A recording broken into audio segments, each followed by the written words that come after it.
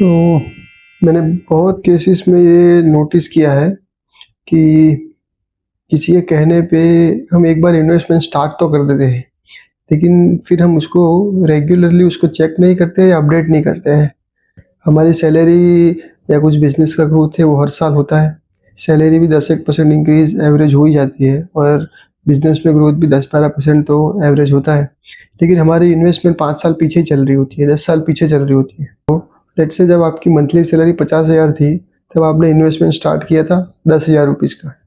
लेकिन आज जब सैलरी 1 लाख हो गई है, तो भी आपका इन्वेस्टमेंट जो है वो 10,000 ही चल रहा है। और उसकी क्या अपॉर्चुनिटी कॉस्ट हो सकती है उसके बारे में बात करते हैं एक एग्जांपल के साथ। सो हम एक बहुत बेसिक सा मैथ करते हैं। आपकी सैलरी लेट्स से 50,000 है, आप उसमें से 10,000 रुपये मंथली इन्वेस्ट कर रहे हो और आपका जो प्लानिंग है, ये इन्वेस्टमेंट का जो प्लान है वो है रिटायरमेंट तक का। Let's say you are in your 40s और आपकी एज 40 है और आपको 60 साल के बाद उस पैसे की ज़रूरत है। सो आप 20 साल के लिए इन्वेस्ट कर रहे हैं, 12% एक्सपेक्टेड रेट ऑफ रिटर्न है और मैं सोच रहा हूँ कि आप कंटिन्यूसली 10,000 का ही इन्वेस्टमेंट कर रहे हैं, उसको बढ़ा ही नहीं रहे हैं। तो क्या होगा?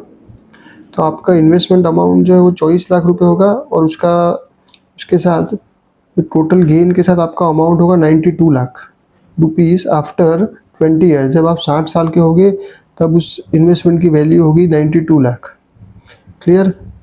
सो अब हम दूसरा केस लेते हैं और ये मैं कुछ हवा में बात नहीं कर रहा हूँ, आपके सामने कैलकुलेटर ओपन किया है और आपको सिंपल कैलकुलेशन समझा रहा हूँ। आप 10,000 इन्वेस्ट कर रहे थे। सो एक मैं सिंपल सा एजम्पशन डाल रहा हूँ कि आप आज 40 साल के हैं, नेक्स्ट ईयर आपकी सैलरी 10% इंक्रीमेंट होगी।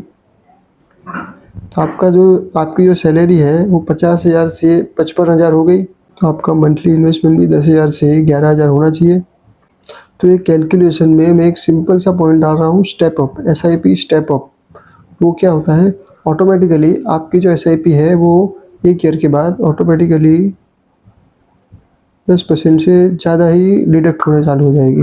अभी आप इन्वेस्ट तो 10,000 ही कर रहे हैं, लेकिन 41 की एज के बाद जो इन्वेस्टमेंट है वो नेक्स्ट मंथ से 11,000 हो जाएगा, उसके बाद 12,100।